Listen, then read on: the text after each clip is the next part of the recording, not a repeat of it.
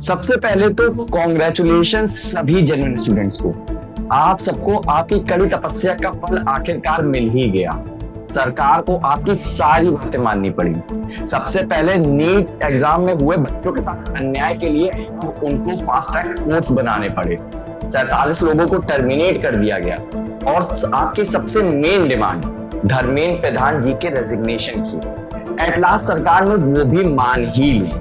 इसका मतलब ये कि सरकार अकाउंटेबिलिटी ले रही है। लेकिन एक सवाल और खड़ा होता है, क्या सीजेपी का प्रोटेस्ट आने वाले दिनों में कुछ नए चीजों के लिए देखने को मिलेगा, या फिर ये प्रोटेस्ट ये सिर्फ एजुकेशन के लिए था और ये यहीं पे एंड हो जाएगा? क्या जंतर मंतर पर ऐसे ही हर रोज हम लोग को प्रोटेस्ट देखने को मिलते रहेंगे जिससे दबाव बनाकर सरकार से कुछ ना कुछ चीजें हासिल करी जाएं? तो हम लोग चलिए अब समझते हैं। अभी तक जनता में फुल आक्रोश था, जनता बहुत ज्यादा गुस्से में थी, जनता कुछ समझ ही नहीं रही थी अपने आगे। बच्चों के अंदर इतना गुस्सा था कि वो अपने आगे किसी की सुनना नहीं चाहते थे। लेकिन अब हर चीज फुलफिल हो गई है, तो अब समय है समझने का कि इस पूरे प्रोटेस्ट का बैकग्राउंड क्या था। चलिए समझते हैं। आवाज इतनी तेज उठी कि इसने कई सारे क्रांतिकारियों को अपने साथ इकट्ठा करना स्टार्ट कर दिया, और जिसमें सबसे पहला नाम आता है सोनम वांगचुक जी का। वो आते हैं, देश के मासूम बच्चों के लिए ऐलान करते हैं हंगर स्ट्राइक टिल डेथ का। जी हाँ, भारत सरकार के खिलाफ भूख आंदोलन का, और मांग रखते हैं बच्चों के हित के लिए। लेकिन इसी के साथ एक चीज और सामने आती है, जस्ट बिकॉज कि वो हंगर स्ट्राइक पे बैठे हैं इसका मतलब ये नहीं है कि वो एक सच्चे क्रांतिकारी हैं। और ये मैं नहीं कह रहा हूं, ये कांग्रेस का कार्यकाल कह रहा है। 28 फरवरी 2007 को सोनम वांगचुक जी को एक नोटिस भेजी जाती है जिसमें कांग्रेस गवर्नमेंट उन पर एलिगेशंस लगाती है कि उन्होंने एफसीआरए फॉरेन फंड्स का मिस एप्रोप्रिएशन किया। यही नहीं, उनके पाकिस्तान और चाइना के साथ एंटी नेशनल रिलेशंस भी निकालती है, और साथ ही साथ बताती है कि लद्दाख में इन्होंने 200 कैनाल्स ऑफ लैंड को बिना गवर्नमेंट की परमिशन के यूज किया है, और जिसके ड्यूज अभी भी पेंडिंग है। 27 सितंबर 2025 को कई न्यूज चैनल्स ये दावा कर रहे थे कि लद्दाख पुलिस ने सोनम वांगचुक जी के पाकिस्तान इंटर ऑपरेटिव लिंक्स निकाले हैं। और यही नहीं, ये यहाँ पर नहीं रुकते हैं, इन्होंने तो हमारे देश के वीर गोरखा सिपाहियों को भी कुछ बोलने में पीछे नहीं कसर छोड़ी थी। सबसे पहली बात इन्होंने पता है क्या बोली थी? इन्होंने बोला था कि गोरखा सिपाही देश से इतना ज्यादा परेशान हो गए हैं कि वो अब देश की सैन्य बल को छोड़कर चाइनीज सैन्य बल के साथ जुड़ना चाह रहे हैं। आप मतलब समझ रहे हैं इसका? ये उनकी वीरता पे शक है। अगर महाशय आपको पैसे की जरूरत है, तभी आपके 2 एनजीओज में 90% फॉरेन फंडिंग्स आ रही है। उनको पैसे की जरूरत नहीं है। शायद आपने उनकी वीरता के किस्से कभी सुने ही नहीं है। लद्दाख की जनता खुद इनको बहुत बड़ा अपॉर्चुनिस्ट कहती है। 2025 में ये पाकिस्तान जाते हैं, क्या करने? वहां के एजुकेशन सिस्टम को सही करने? नहीं, ये वहां जाते हैं डॉन मीडिया के इनविटेशन पर सेमिनार अटेंड करने। ये वही डॉन मीडिया है जो फेमस है ग्लोबली इंडिया की बुराई करने की। पाकिस्तान से इनका प्यार कुछ इस हद तक का बढ़ चुका था कि ये शायद भूल जाते हैं कि हमारे देश के जवान बॉर्डर पर हम लोग की रक्षा करने के लिए कितना खून बहा रहे हैं। इसीलिए ये पाकिस्तान के स्कार्दू बलिस्तान की ऑटोनॉमी के तारीखों के पुल बांध रहे थे। और मैं बता दूं, ये वही टेरिटरी है जिसको पाकिस्तान ने इलीगली ऑक्यूपाई कर रखा हुआ है। ऐसे ही लोगों की वजह से देश का एक और टुकड़ा है जिसकी कोई बात नहीं करता है, चाइना ऑक्यूपाइड कश्मीर। इनको ये समझना होगा कि ये जिस बात का सपोर्ट कर रहे हैं वो बात किस हद तक सही थी। आप आते हैं, हंगर स्ट्राइक पर बैठते हैं, देश के बच्चों के हित के लिए बात करते हैं। इसका मतलब ये नहीं है कि आप एकदम सच्चे क्रांतिकारी बन चुके हैं। हाँ, आपका मैटर इस समय बिल्कुल सही है, लेकिन ये चीजें नहीं भुलाता है कि आपने पास्ट में क्या क्या किया है। मैं आगे और भी चीजें बताऊंगा, आप देखिएगा। इस समय देश में करोड़ों लोगों को ये लग रहा है कि ये एक बहुत बड़े क्रांतिकारी हैं। इन्होंने लद्दाख की जनता के लिए ना जाने क्या क्या कर दिया है। लद्दाख की ग्रोथ के लिए इन्होंने ना जाने कितने अनशन किए हैं। तो मैं आपको बता दूं, 2014 से पहले इनके 0 अनशन थे। इन्होंने एक बार भी भूख हड़ताल नहीं करी थी। और हाँ, शायद सरकार इस समय लद्दाख पे रोड्स बना रही है, इंफ्रास्ट्रक्चर डेवलपमेंट कर रही है, और काफी सारे डेवलपमेंट्स कर रही है, जो बातें इनको पसंद नहीं आई हैं। इसलिए इन्होंने ये तक कहने में पीछे कसर नहीं छोड़ी थी कि अगर चाइनीज आर्मी लद्दाख के जरिए भारत पर इन्वेड करती है तो हम चाइनीज आर्मी को रोकेंगे नहीं, बल्कि उसको रास्ता दिखाएंगे कि कैसे कब्जा करना है। अब क्या ही कहें ऐसे लोगों का। खैर, शायद इन्हीं की वजह से कुछ देश के टुकड़े हैं, जैसे चाइना ऑक्यूपाइड कश्मीर। ऐसे लोगों का क्या ही कहें जो देश के टुकड़े होते हुए देखना चाहते हैं। आज आते हैं, देश पे अनशन पे बैठते हैं और खुद को एक महात्मा बताने लगते हैं। खैर, इन सब बातों को छोड़िए, आगे आपको बताते हैं। नीट स्टूडेंट्स के लिए करे जा रहे इस आंदोलन ने कुछ समय बाद एक अलग ही राह पकड़ ली।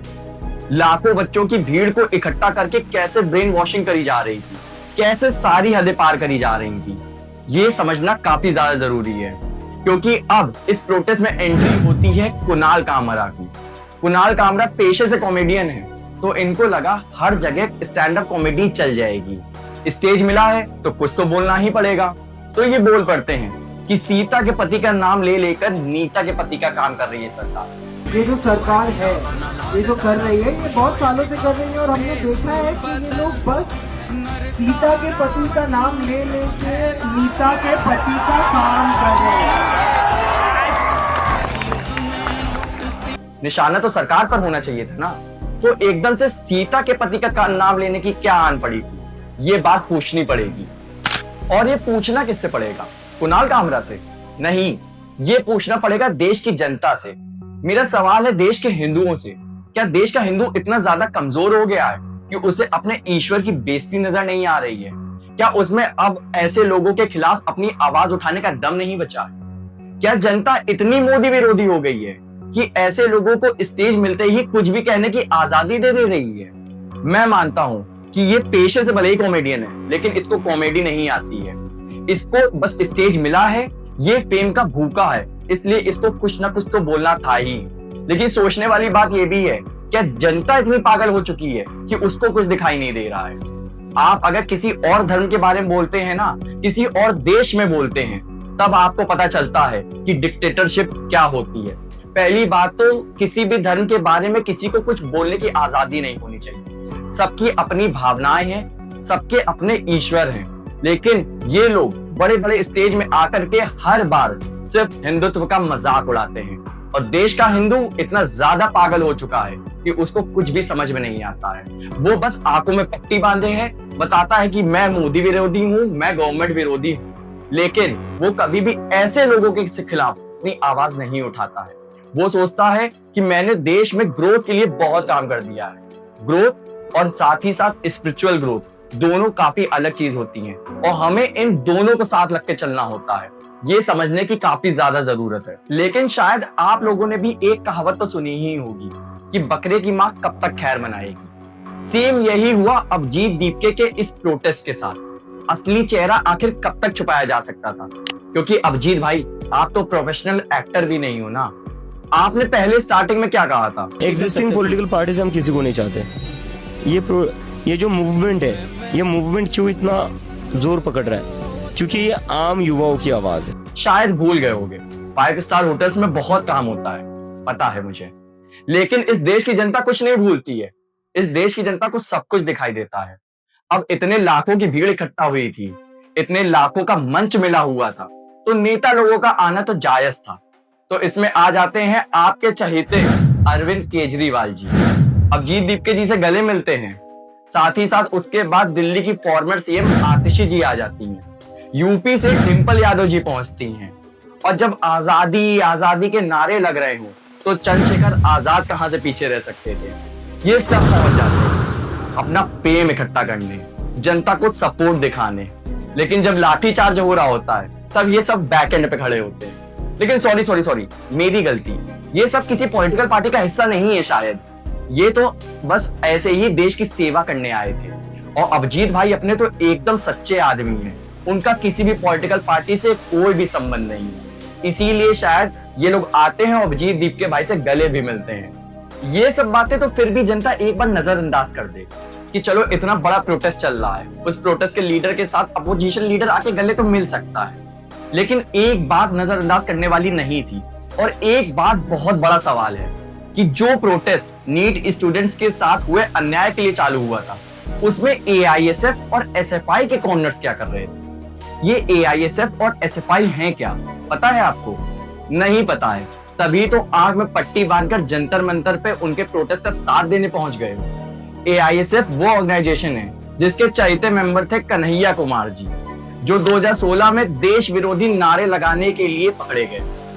और SFI वो ऑर्गेनाइजेशन है जिसने धारा 370 का विरोध किया था, CAA का विरोध किया था, और अफजल गुरु की फांसी के समय में इसने विरोध किया था। ये सारे प्रोटेस्ट किए थे इन लोगों ने। ये क्या देश के लिए प्रोटेस्ट थे या देश की आजादी के लिए प्रोटेस्ट थे? ऐसा कुछ नहीं है। ये देश में रिफॉर्म्स लाने के लिए प्रोटेस्ट नहीं थे। ये दिखाते हैं कि ये कॉर्नर्स वहां पे लगे हैं तो इनका पॉलिटिकल एजेंडा कितना गंदा था। स्टार्टिंग में तो मैं भी इस प्रोटेस्ट के साथ था। मैं भी धर्मेंद्र प्रधान जी का रेजिग्नेशन मांग रहा था। मुझे भी लग रहा था एज ए स्टूडेंट कि नीट स्टूडेंट्स के साथ काफी गलत हुआ है, लेकिन इस प्रोटेस्ट ने सब कुछ उलटफेर कर दिया। ये प्रोटेस्ट अब नीट स्टूडेंट्स का प्रोटेस्ट रहा ही नहीं था, ये हो गया था प्रॉपर पॉलिटिकल मूवमेंट। इसमें अब बड़े बड़े नेता लोग आकर के अपना फेम इकट्ठा करना चाह रहे थे। वो ये दिखाना चाह रहे थे, देखो मैं देश की जनता के साथ कितना खड़ा हूँ। इस प्रोटेस्ट में जहां बात होनी चाहिए थी एजुकेशन रिफॉर्म की, वहां बात हो रही थी आर्टिकल 370 की।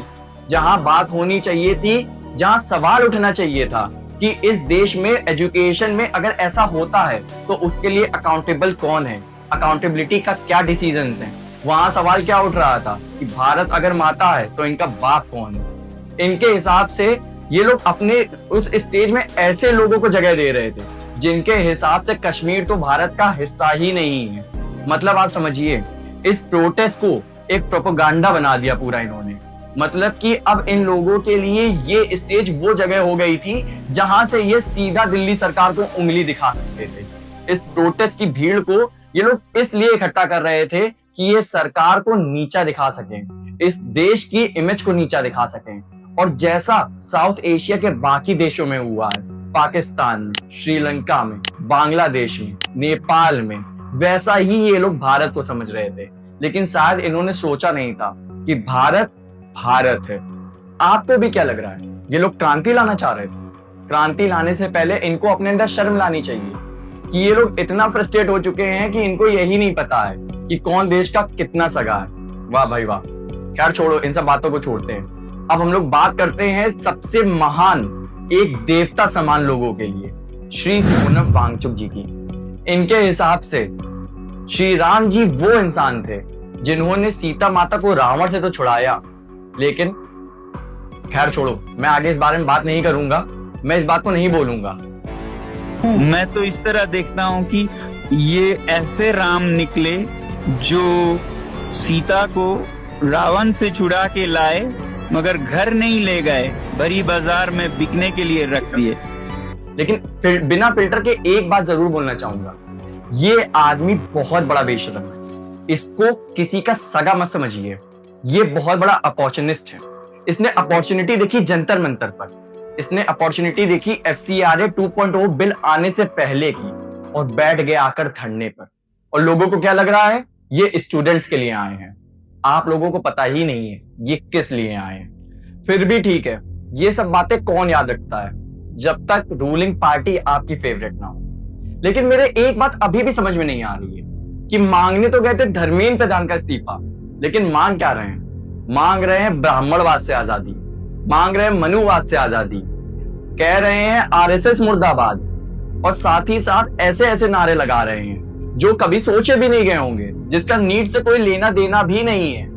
उमर खालिद के सपोर्टर्स की भीड़ इकट्ठा करे बैठे हैं और एक और नारा लगा रहे हैं कि अफजल हम शर्मिंदा हैं, तेरे कातिल जिंदा हैं। मतलब कि अफजल के होने से नीट पेपर शायद लीक ही ना होता। तो भैया, आप लोग देश विरोधी नारे लगाकर क्या बताना चाह रहे हो? क्या आप ये बताना चाह रहे हो कि आप इन बच्चों के हित के लिए खड़े हो? इन बच्चों के लिए हित के खड़े हो तो चलो, आप देश की भक्ति भावनाओं को क्यों आहत कर रहे हो? क्यों आप बोल रहे हो सीता के पति का नाम ले लेकर नीता के पति का काम कर रही है सरकार? आप भी समझिए, ये कोई भी देश के लिए नारे लगाए गए नहीं हैं। ये नीट स्टूडेंट्स का प्रोटेस्ट अब रहा ही नहीं है। ये प्रोटेस्ट हो गया है प्रॉपर पॉलिटिकल मूवमेंट, और ये बात बहुत कम लोग समझ पा रहे हैं, क्योंकि आजकल के लोगों का पॉलिटिकल ओपिनियन तो 15 सेकंड की रील्स पे डिपेंड हो जाता है। उनको किसी से कोई मतलब नहीं है। कौन इंसान है आप में जो बैठ के 24 घंटे न्यूज देख लेता है? कहोगे क्यों, मैं क्यों देखूं? मुझे तो 24-24 घंटे काम रहता है, मैं फ्री थोड़ी ना हूँ। तो अगर आप फ्री नहीं हो ना, अगर आपको प्रॉपर बात नहीं पता है, तो 15 सेकंड की रील्स पे डिपेंड रह के आप अपना पॉलिटिकल ओपिनियन ना डिसाइड किया करिए कि सरकार गलत है या प्रोटेस्ट गलत है। ना सरकार गलत है ना प्रोटेस्ट गलत है। सरकार भी अपनी जगह सही है तो बच्चे भी अपनी जगह सही हैं। बच्चों पे भी लाठीचार्ज नहीं होना चाहिए। सरकार को उनकी बात मान लेनी चाहिए थी।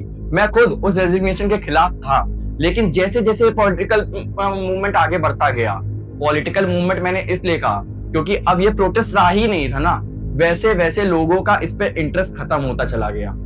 अब ये बच्चों के लिए बात रह ही नहीं गई थी, क्योंकि अब इसमें बड़े बड़े नेता लोग आके फेम इकट्ठा करना चाह रहे थे। लेकिन फिर भी मैं एक बात मान लेता हूँ, आप लोगों की बात मान लेता हूँ, ये देश की जनता के लिए आए थे ना, नीट स्टूडेंट्स के लिए आए थे, धर्मेंद्र प्रधान जी का इस्तीफा मांगने आए थे, 21 दिन से भूखे थे।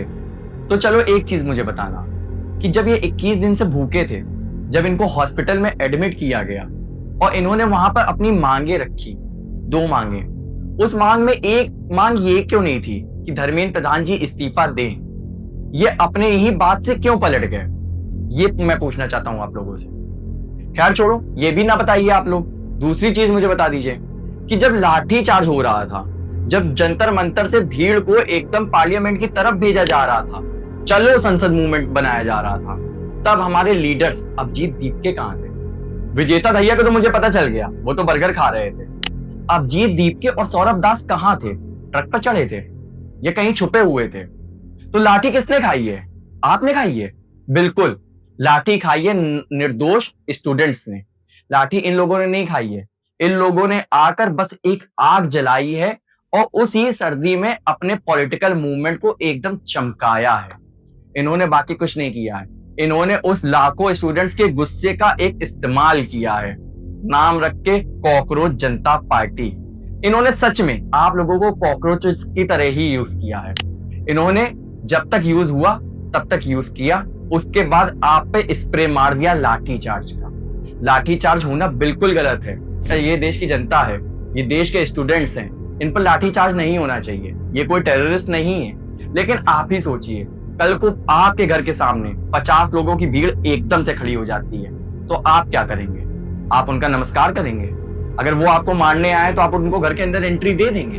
बिल्कुल नहीं देंगे। सेम वही चीज की दिल्ली पुलिस ने। गलती दोनों साइड से थी। मैं ये नहीं कहूंगा कि ये स्टूडेंट्स हैं जिन्होंने पुलिस पे पत्थर चलाए। स्टूडेंट्स कभी भी पुलिस पर पत्थर नहीं चलाते हैं। इसी भीड़ में कुछ ऐसे दहशतगर्द थे जो कि बाकी पार्टियों के साथ थे। हो सकता है किसके साथ हो मुझे भी नहीं पता, लेकिन इन्होंने पुलिस पे पत्थर चलाए और इनकी गलती की वजह से निर्दोष स्टूडेंट को मार पड़ी। उस मार का जिम्मेदार कौन है? अगर कल को कोई पेरेंट्स अपने बच्चे को मार खाता आता हुआ देखेंगे, उसकी खोपड़ी को फूटता हुआ देखेंगे, उसके हाथ पैर को टूटा हुआ देखेंगे, तो उन पर क्या बीतेगी? सेम वही चीज मैं आपसे भी पूछना चाहूंगा कि अगर आप अपने घर में बैठे हैं, आपके पिता दिल्ली पुलिस में हैं, उनका सर फूटा होगा, उनके हाथ में चोट लगी होगी, उनकी आंखों में चोट लगी होगी, तो आपको कैसा लगेगा? आप किसके साइड हो जाएंगे? ये सवाल ये नहीं है कि किसके साइड हो जाएंगे, ये सवाल ये है कि क्या सही है क्या गलत है।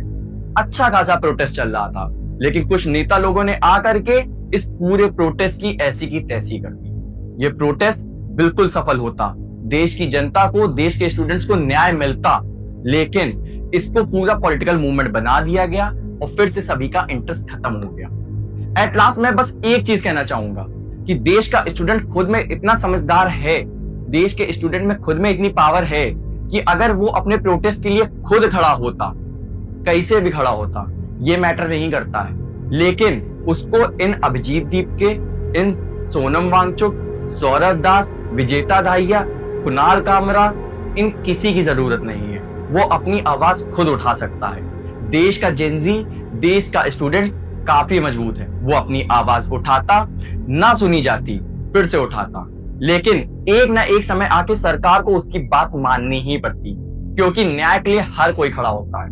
मैंने देखा काफी बड़े बड़े इन्फ्लुएंसर्स आके खड़े हो रहे हैं। रजत दलाल आए, यहाँ तक कि तुम्हारे रफ्तार जी आए।